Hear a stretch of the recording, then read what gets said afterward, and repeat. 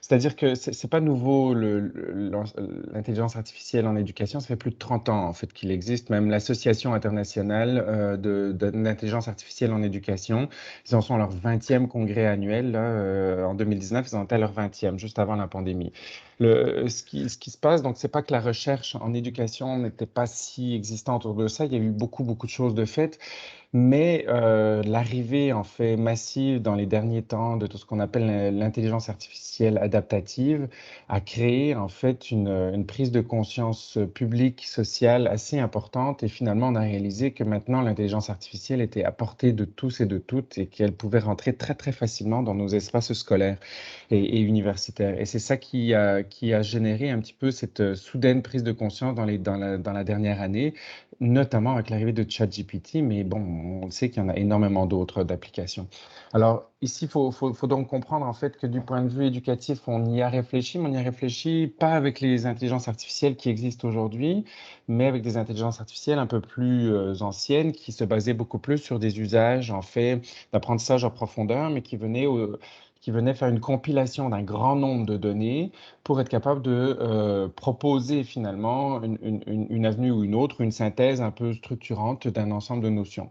Aujourd'hui, l'intelligence artificielle qu'on appelle générative, elle a cette capacité finalement de nous amener vers une espèce de dialogue. Et donc l'ordinateur ou la machine va se comporter presque comme un humain, et c'est ça le but en fait.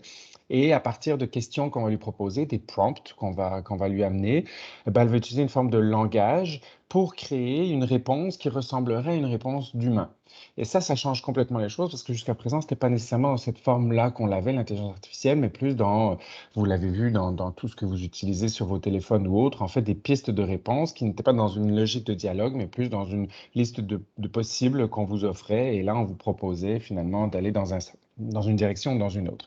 Il faut comprendre que ça, c'est une étape, l'IA générative, on s'en va vers l'IA adaptative le plus possible, c'est-à-dire vraiment quelque chose qui est dynamique, encore plus dynamique, et qui va vraiment s'appuyer sur tout ce qui est autour dans l'environnement d'une personne qui interagit avec l'IA et qui va s'adapter à ce contexte-là en fonction des différents utilisateurs. Or là, pour l'instant, je dirais que l'IA générative, elle a cette capacité à agir avec la personne, mais elle prend pas tant en compte le contexte dans lequel elle se situe, donc elle va offrir des réponses plus ou moins similaires, peu importe le contexte. Or, on s'en va de plus en plus aussi vers de l'IA adaptative. Alors bon, les détails ici sont pas excessivement importants à comprendre, mais ça nous amène à voir que dans le fond, ça va évoluer très très vite et qu'on n'est qu'au début un petit peu de tout ce qui se produit. Pour moi, c'est important à souligner parce que ça veut dire on a comme pas trop le choix, hein, d'une certaine manière, de considérer l'IA, d'y réfléchir et de l'intégrer dans nos manières d'enseigner, dans nos manières d'évaluer. J'entendais parler d'évaluation juste avant, dans nos manières aussi de considérer nos rapports aux autres, nos rapports aux étudiants. Donc, on n'a pas trop le choix, hein, je dirais, d'y réfléchir. Donc, faisons-le intelligemment.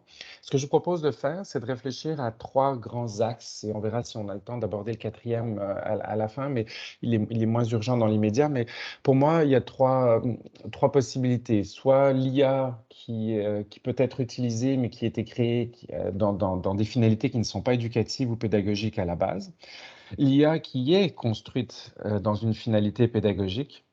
Parce que ça, c'est pour moi une IA extrêmement intéressante sur laquelle il faut qu'on réfléchisse intelligemment et sur laquelle on peut miser en tant qu'établissement d'enseignement.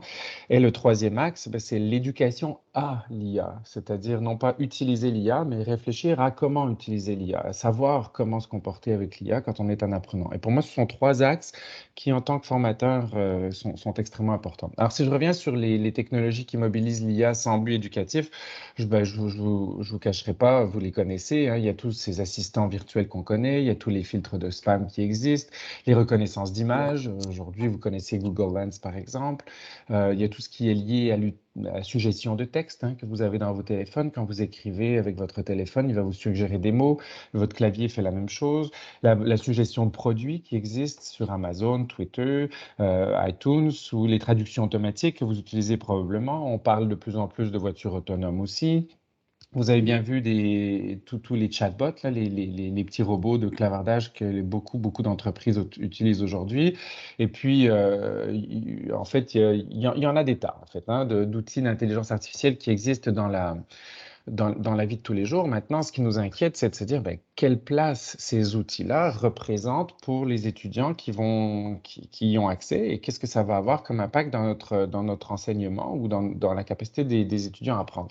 Alors, malheureusement, nous, on ne connaît que la pointe de l'asperge, comme dirait un de mes collègues ici. On ne connaît que la pointe de l'iceberg et on ne voit pas en fait la quantité d'outils qui existent et il y en a de plus en plus. Et dans les dernières semaines, dans les derniers mois, vous avez vu tous ces outils-là apparaître et on a entendu beaucoup parler de ChatGPT, mais il y en a énormément. Alors, ces outils-là, bon, je pense on serait un peu fou que de vouloir lutter contre. Par contre, ce qui est intéressant, et puis ça rejoint ce que j'ai entendu de la fin de présentation précédente, ça nous amène à nous réfléchir à quels endroits, finalement, l'intelligence artificielle pourrait-elle avoir un impact et qu'est-ce que ça va modifier dans notre manière de considérer le parcours d'apprentissage d'un étudiant. Alors, si on essaie de construire un parcours, et là, je m'inspire d'une diapositive qui était construite par un de mes collègues qui s'appelle Normand Roy à l'Université de Montréal, qui travaille également sur ce sujet-là. Et il a essayé de reproduire un petit peu ce qui se passe dans un processus lorsqu'un étudiant ou une étudiante reçoit, par exemple, une consigne. Alors, l'étudiante reçoit la consigne de son enseignante et va rentrer donc une donnée dans un outil intelligent. Et l'outil intelligent, ben, le premier outil qu'elle veut utiliser, c'est par exemple ChatGPT. Pour amener une forme de remue-ménage, puis planifier un petit peu son travail et voir ce que l'outil peut lui proposer à partir de la consigne qu'il a reçue. Après ça, on se dit que ben, on sait très bien que ChatGPT a certaines limites, hein. Il ne nous offre par exemple pas de références bibliographiques précises, et donc, qu'est-ce que va faire l'étudiant? Si c'est un étudiant qui veut bien réussir son travail, ben, il va peut-être utiliser des outils de recension qui sont des outils intelligents qui vont lui permettre de faire une recension automatique pour aller voir justement quels sont les auteurs ou les références qui corroborent un peu ce que ChatGPT lui a donné. Puis après ça, il va falloir les lire, ces textes-là, parce que mine de rien, quelque part, il y a un petit travail de lecture à faire, hein. C'est pas tout d'avoir fait la recension, mais il faut valider ce qui s'est fait. Donc là, il va peut-être utiliser un outil intelligent d'analyse de PDF qui va lui permettre de faire une synthèse automatique de ces articles-là. Et puis, peut-être qu'il va utiliser un outil qui va lui permettre de générer la, la bibliographie automatique à partir des références qu'il aura trouvées et qui auront été synthétisées. Bon, à partir de tout ça, il y a quand même un premier travail sur lequel l'étudiant doit se pencher, c'est la rédaction de tout ça, parce qu'il y a un certain nombre d'éléments, mais il faut quand même les compiler ensemble et arriver à rédiger quelque chose. Donc là, on imagine que l'étudiant a un certain travail à faire qui lui appartient, hein, sur lequel il n'y a pas vraiment d'outils intelligents pour l'instant qui sont capables de le faire. Mais il va quand même aller voir avec ChatGPT pour reformuler son texte, réviser un petit peu les choses. Est-ce que ça fonctionne bien? Et puis là, peut-être qu'il va vouloir aussi traduire cet outil-là, là, s'il est dans un cours en anglais ou dans une autre langue. Et peut-être qu'il se dit, bon, voilà, j'ai fait tout mon travail puisque j'avais un essai à réaliser en anglais. J'ai tout fait en français, je vais le traduire grâce à DeepL, puis le faire en anglais. Et là, il refait une révision. Hein, l'étudiant ou l'étudiante refait une révision de ça. Et puis finalement, il peut passer quand même après cette révision autonome dans un outil de révision intelligent qui va lui donner des propositions de reformulation et qui va s'assurer que la langue est de qualité, travaille sur sa version finale et vise une validation par rapport aux normes, par exemple APA. Donc là, il va utiliser un outil intelligent pour faire ça. Donc là, vous voyez que dans tout le processus, finalement, l'étudiant passe par différentes étapes pour remettre son travail.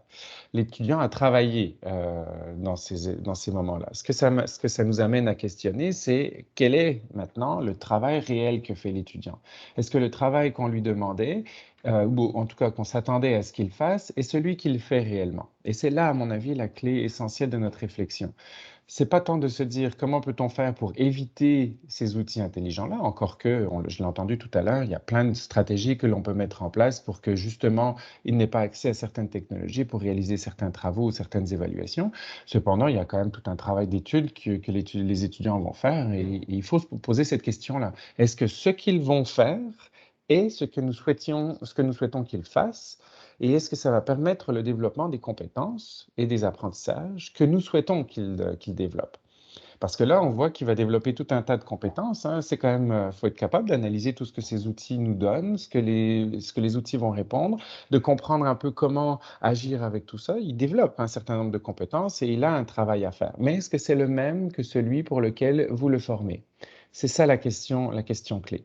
Puis d'un autre côté, mon collègue Normand Roy avait proposé ce schéma-là lors d'une conférence au mois d'avril. Et moi, je l'ai réutilisé pour une autre conférence il y a 2 semaines. Et entre-temps, ben, je me suis aperçu qu'il y avait déjà une vingtaine de nouveaux outils intelligents qui étaient apparus et qui finalement pouvaient agir sur les différentes sections où on imaginait que l'étudiant, pour l'instant, avait une forme d'autonomie. Alors, tout ça, ça nous questionne. Moi, je ne vous le dis pas dans une logique d'inquiétude, mais plutôt dans une logique de dire, ben, ça nous offre de grandes possibilités nouvelles, ça offre des manières nouvelles d'organiser le travail, ça nous questionne simplement sur les compétences que développent réellement les étudiants et dont ont besoin les étudiants pour en arriver à la production de quelque chose d'intéressant et par rapport aux cibles pédagogiques que l'on se donne. Donc, quand on a conscience un peu de cette présence-là, quelque chose qui peut être fait, c'est de travailler avec les étudiants en amont, puis de dire, regardez, on n'est pas dupes, on sait que ça existe, vous savez que ça existe, maintenant travaillons ensemble pour que l'usage qui soit fait de ces outils-là soit le plus pertinent pour votre apprentissage, pour votre carrière future ou pour en fait vos compétences à vous personnelles. D'accord? Donc ça, c'est le premier volet de l'usage des outils qui existent sur le web, je dirais, et qui permettent tout un tas de nouvelles fonctionnalités qu'on n'imaginait pas si disponibles avant. Oui, Pierrick, j'ai entendu du bruit. Oui, Tu voulais intervenir? non, je t'entends. Oui, on t'entend très bien. Excellent.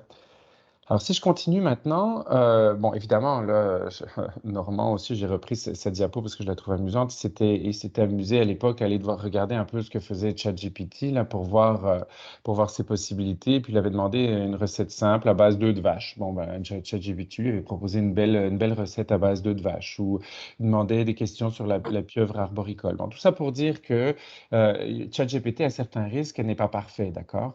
Et c'est à ça aussi à quoi il faut qu'on soit conscient et que les étudiants soient conscients.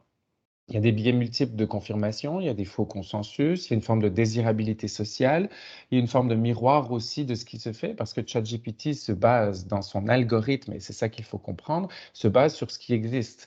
Et l'algorithme qui réalise l'interaction avec les personnes utilise l'existant pour produire une réponse. Mais si l'existant est erroné déjà ou incomplet, ou qu'il est débalancé en termes de rapport d'importance par rapport à certaines notions ou certains points de vue, forcément, il va y avoir une question de convergence. Donc, il faut faire très attention aussi à la forme d'uniformité qui va émaner un peu de ces dialogues avec ChatGPT. Évidemment, il y a toute la question de la vie privée, des droits d'auteur. Et là, je mentionne ChatGPT, mais dans le fond, c'est valable pour tous les outils d'intelligence artificielle parce que les données que l'on entre dans un outil, lorsqu'on le rentre avec un prompt, avec une question, avec une image, avec une donnée, ben, qu'est-ce qu'elle devient cette donnée-là? Comment on l'a fait, hein? Vous souvenez de cette petite vague il y a 5, 6 mois là, qui, sur les réseaux sociaux, proposait aux personnes de transformer une photo d'eux-mêmes selon les techniques d'un artiste particulier, hein? Vous l'avez peut-être discuté aujourd'hui. Mais ça questionne l'image que l'on donne à la plateforme. Où est-elle? Est-ce que notre image, on la donne à l'outil lui-même intelligent? Est-ce que les artistes qui ont créé ça, est-ce qu'ils ont donné le droit à leur technique artistique pour qu'elle soit reproduite de cette façon-là? Donc, il y a toutes ces questions de vie privée, de droit d'auteur qui émanent là-dedans. Je disais le manque de fiabilité aussi parce que ben, les informations qu'on y retrouve sont-elles confirmées, non confirmées? Donc, il y a un certain nombre d'informations comme ça qui présentent des risques et sur lesquels il faut préparer nos étudiants et auxquels il faut être conscient. Donc, vous voyez ici que déjà le shift éducatif, il se place à un autre endroit. On agit sur d'autres dimensions. Maintenant, bon, puis là, j'avais fait le même exercice avec Dali, là, pour voir un peu. Je lui avais demandé de faire une image de moi-même, Florian Meyer, en train de parler d'intelligence artificielle. Alors, je ressemblais un petit peu à ça. Ce qui fait que je me suis dit que j'avais encore du travail à faire pour bien savoir l'utiliser et eux pour savoir qui j'étais. Alors, peut-être que ma présence sur le web n'est pas assez importante pour que mon image soit bien reconnue. Bref, je ne sais pas m'en servir nécessairement adéquatement. Il y a tout ça un petit peu, mais vous voyez ici que les résultats ne sont pas si, si flamboyants que ça. Et je lui avais demandé, par exemple, de me faire un nuage. J'avais envie d'une image simple. Je lui avais dit, fais-moi un nuage des logos, des outils d'intelligence artificielle qui existent. Et je me suis retrouvé avec le petit logo en bas à droite. En fait, c'est un beau nuage, mais il n'y a aucun logo qui ressemble à quoi que ce soit qui existe réellement. Donc, tout ça pour dire que c'est en construction, c'est en évolution. Ça ne veut pas dire que ça ne pourrait pas être parfait, hein. J'ai vu l'image générée tout à l'heure aussi. Il y a des outils beaucoup plus puissants et beaucoup plus efficaces que DALL-E, bien entendu. Mais tout ça pour dire qu'il y a encore des imperfections, il y a encore besoin de bien réfléchir et de bien conscientiser aux possibilités et aux limites de ces outils. Maintenant, si je me penche plus, parce que je vous disais que c'était le deuxième axe qui m'intéressait, sur les outils d'IA, en fait, qui ont été créés dans un but éducatif. Et là, il y en a de nombreux, alors moins variés et moins faciles d'accès dans la mesure où ils sont créés dans une finalité spécifique. Donc, nécessairement, ils sont moins accessibles au grand public. Mais je vais prendre quelques exemples ici au Québec, une entreprise qui s'appelle Optania notamment, qui a par exemple développé un robot qui s'appelle Ali. Et ce robot-là, il a pour mission d'accompagner des étudiants d'enseignement supérieur, qu'ils soient au niveau cégep ou au niveau université, donc préuniversitaire ou universitaire. Et c'est en lien avec leur motivation, l'organisation du travail et la santé mentale de ces étudiants-là. Et l'idée, en fait, est d'avoir une espèce de robot qui est là avec eux sur leur environnement numérique d'apprentissage et qui va leur poser des questions sur leur organisation, qui va leur donner des pistes, qui va leur demander comment ils vont, qui va les aider aussi dans le suivi académique de leur, pas dans le suivi académique, pardon, dans l'organisation de leur travail académique pour qu'ils soient plus efficaces et plus compétents. Et cet outil-là, il est maintenant présent dans tous les cégeps québécois et ça fonctionne très très bien et ça aide beaucoup les étudiants. Oui, Pierrick? Non, non, je t'écoute. Ah, pardon, parce que j'ai vu juste ta main passer devant et que je pensais que tu me faisais un petit signe. Il y a, il y a les outils aussi d'interface de suivi académique. Vous avez peut-être entendu parler des tableaux de bord. Les tableaux de bord, en fait, sont des outils qui permettent une gestion, en fait, du suivi académique des étudiants, tant du point de vue des enseignants que de l'administration scolaire ou même de la famille ou des étudiants ou des apprenants eux-mêmes. Alors ça, c'est intéressant parce que c'est des outils intelligents qui vont permettre, en fait, de guider, de structurer et d'accompagner les étudiants dans leur organisation, dans leur planification, qui va leur permettre de savoir où ils en sont dans leur cheminement, qui va leur permettre de leur faire des recommandations par rapport à l'évolution de leur moyenne, par rapport à l'évolution de leurs travaux, par rapport aux échéances qui restent à remettre et tout ça. Donc, ces outils-là, en fait, sont intéressants parce que ça accompagne là, donc l'interface de suivi académique ou les tableaux de bord sont des outils intelligents qui peuvent être greffés à nos espaces d'apprentissage. Et ça, pour moi, sont des outils d'intelligence artificielle extrêmement intéressants. Il y a ce qu'on appelle aussi les systèmes intelligents adaptatifs. Et ça, c'est ce qu'on, ou vous avez peut-être entendu sous d'autres termes, les tuteurs intelligents.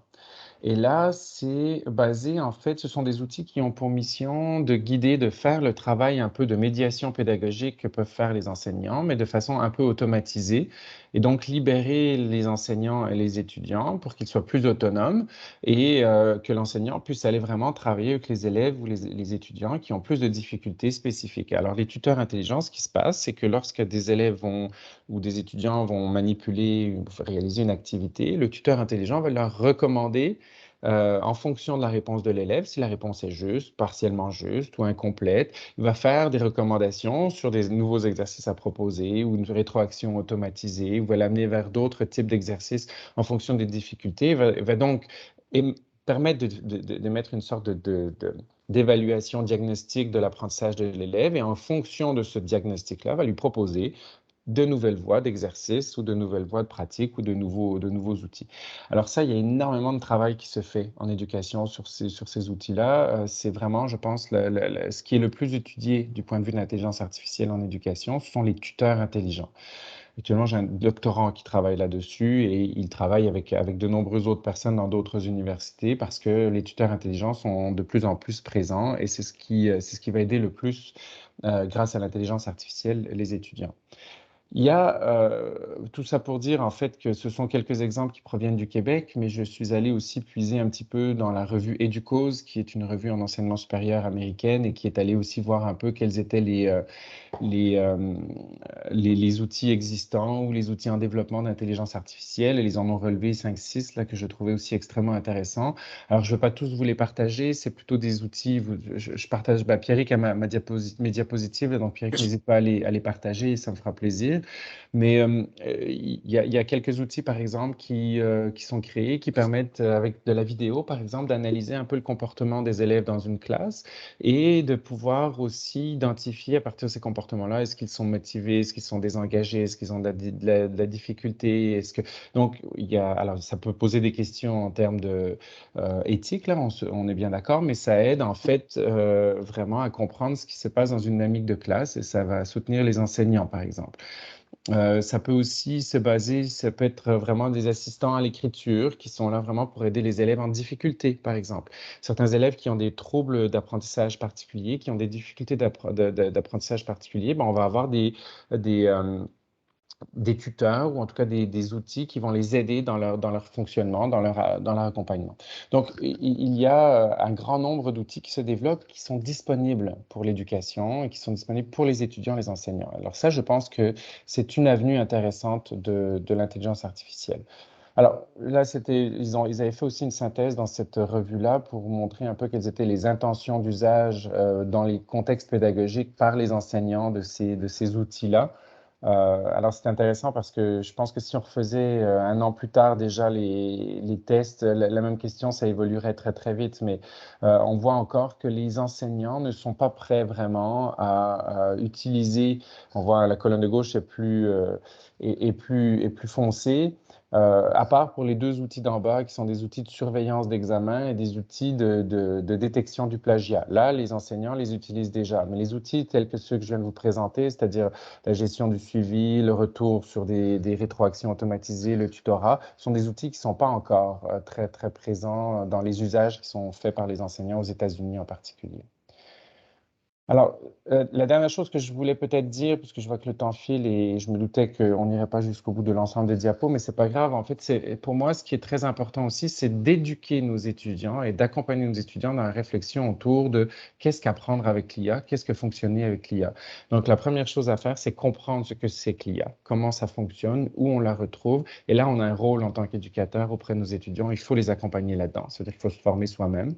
Comment on peut les exploiter efficacement dans l'organisation de son travail, dans la production des travaux à réaliser, et comment on développe l'esprit critique par rapport à ces outils intelligents-là. Et ça, c'est des choses aussi qu'on doit prendre le temps de travailler avec nos étudiants. Et pour moi, une des stratégies premières, c'est d'inclure les étudiants dans cette réflexion-là et de tout de suite travailler avec eux. Hein. Le schéma que je vous ai présenté préalablement qui donne cette espèce de frise du temps là, qui organise le travail d'un étudiant, ben, travaillons-le avec nos étudiants. Soyons conscients de ça. Explicitons le plus possible pour les amener à poser les bonnes questions et à ne pas faire semblant que ça n'existe pas, mais et à les guider pour que ce soit le mieux fait possible et avec eux, identifier qu'est-ce que ça a comme impact sur votre apprentissage, quel type de compétences vous allez développer, de quel type de compétences vous aurez besoin à l'avenir en fonction, compte tenu de ces outils-là et comment ça peut impacter votre travail.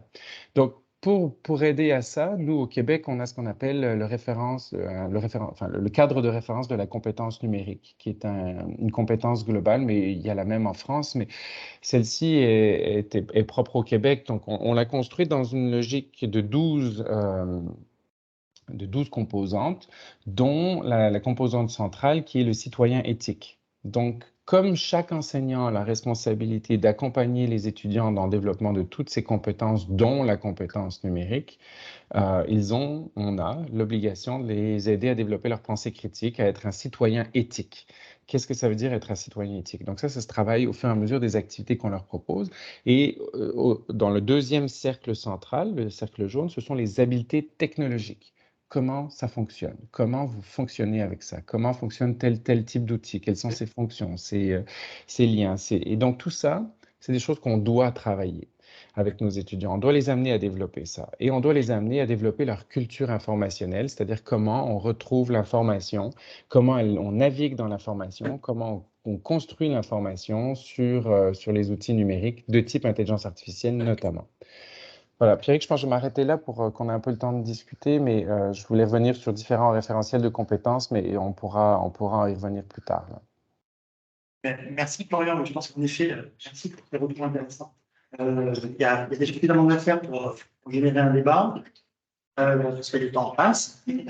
Est-ce que vous avez des questions? Qu'est-ce que ça évoque pour vous? Sinon, j'ai quelques questions à tout poser. Est-ce que vous voulez réagir? Est-ce qu'il y a des Vous questions? avez des réactions? Oui, Dominique? Moi, je m'intéresse aux interfaces de suivi académique. Je connais pas ça. Et je Mhm. voudrais bien savoir ce que c'est. Donc, je me suis permis d'aller sur Octavia, que vous avez montré tout à l'heure. Oui. Ça s'applique à l'université, mais je pense que c'est intéressant d'en savoir plus parce que c'est quand même des interfaces sans cœur, sans âme, qui suivent nos étudiants, l'interface créée par des équipes médicales certainement bienveillantes. Dans cette équipe, c'est bienveillant, mais il y a personne qui veille sur personne dans cette appli bienveillante. Bref, ça m'interroge et je voudrais savoir jusqu'où on va au Québec dans le suivi des étudiants par les machines. Et vous qui en avez l'expérience, qu'est-ce qu'on peut en tirer de bon? Sans Alors, forcément. ouais.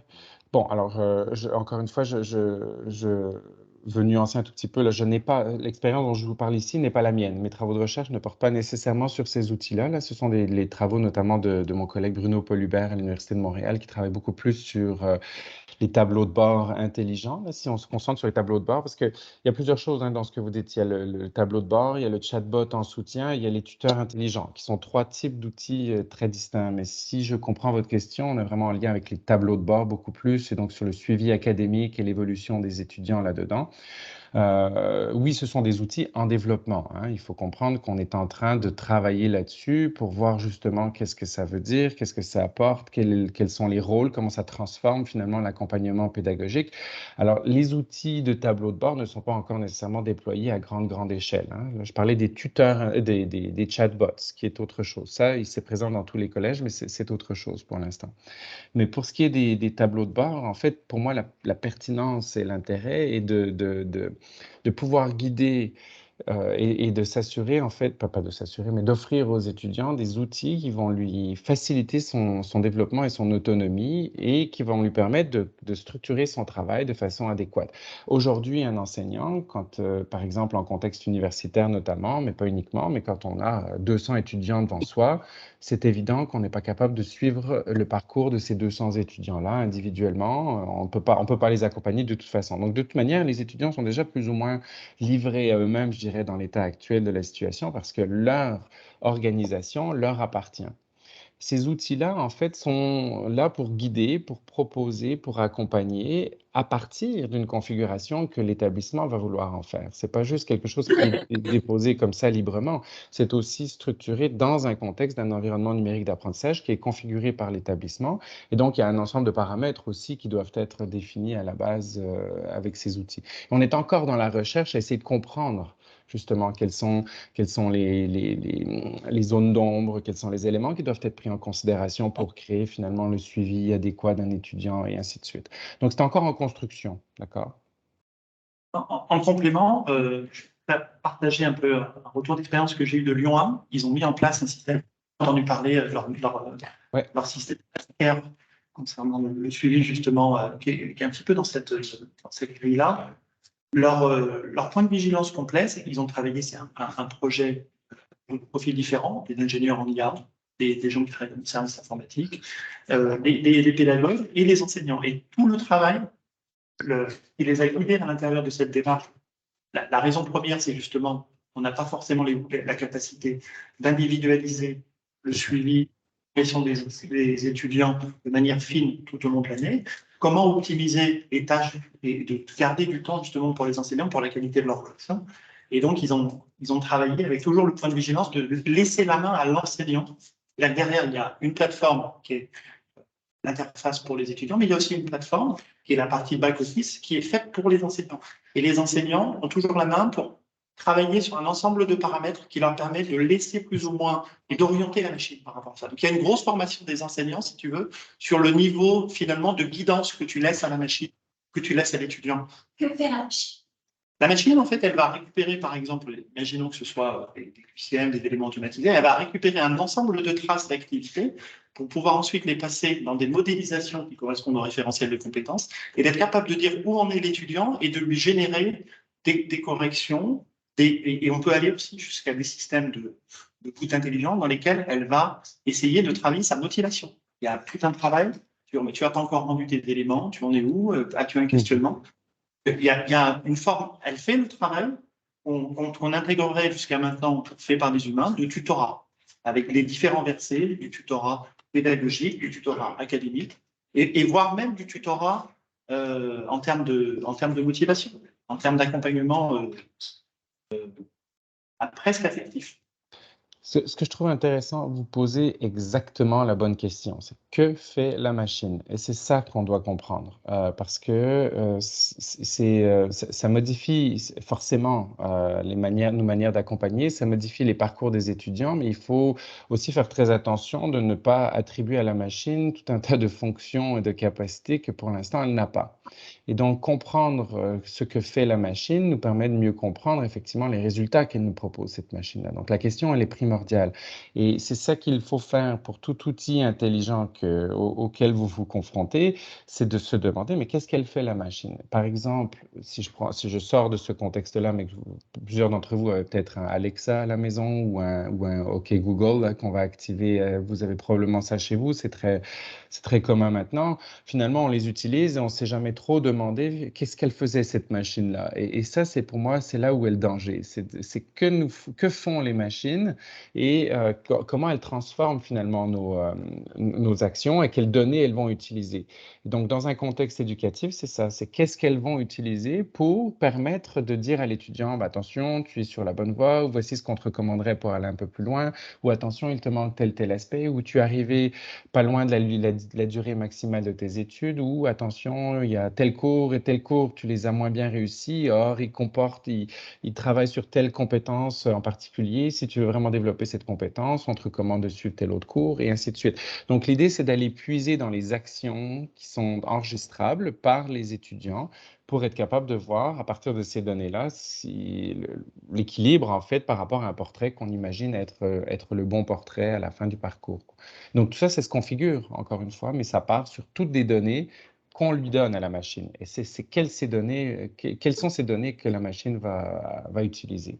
Ça, ce sont les bonnes questions et les réponses ne sont pas toujours si simples que ça ou en tout cas si claires que ça. Et pour compléter, c'est pour le moment des objets souvent liés à de la recherche accompagnée. C'est-à-dire que ce n'est pas sur des très gros volumes, mais il y a un vrai questionnement, une interrogation sur ce qu'on peut faire avec ou pas, ce qu'il nous faut et ne éventuellement pas faire.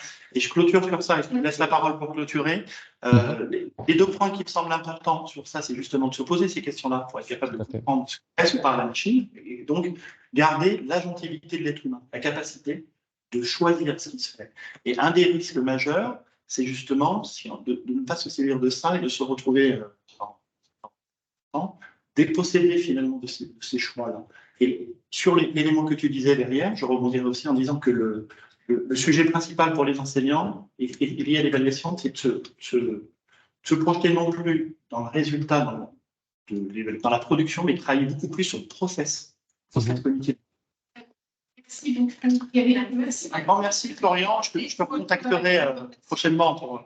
Oui, parfait. Je prends 30 secondes, je vous repartage juste une conclusion. 30 secondes. Parce que, 30 secondes. Oui, tu avais 30 secondes, vas-y. Bien sûr. Pour moi, l'élément clé, c'était de ne pas penser que parce que l'usage du numérique est présent, que ça va forcément impacter la pédagogie ou que forcément nos compétences vont se développer. Donc, il y a une dimension humaine qu'il ne faut pas oublier dans le processus de transformation. Puis là, je m'appuie sur les travaux de Geneviève Lameux, la reine, pour dire ça. Et c'est extrêmement important à ne pas oublier dans vos réflexions. Pour moi, il y a 3 éléments. Travailler en collaboration avec les étudiants. Maintenant, on ne peut plus ne pas les considérer là-dedans parce qu'ils ont un rôle beaucoup plus puissant grâce à l'IA qu'on n'avait pas avant. Bien redéfinir nos cibles de formation en tenant compte des impacts sociétaux potentiels qu'a l'IA, tant dans nos processus d'apprentissage que dans les métiers qui sont en construction. Et à mon avis, on n'a pas le choix. Il faut composer avec l'IA. Il ne faut pas se battre contre, mais il faut garder un esprit critique. C'était les 3 éléments que je voulais vraiment vous dire en guise de conclusion. Mais merci beaucoup en tout cas. Et puis désolé, ça a été vite là, Pierrick, si jamais je peux contribuer autrement. Vous pouvez continuer les échanges, ça me fera plaisir. Merci beaucoup pour votre réactivité, votre présence. Voilà, on avait un temps très court, donc Ben oui, je vois ça. Je vous laisse. Échanger à nouveau. Merci. À bientôt. Merci de votre patience. On va essayer de penser des outils et des accompagnements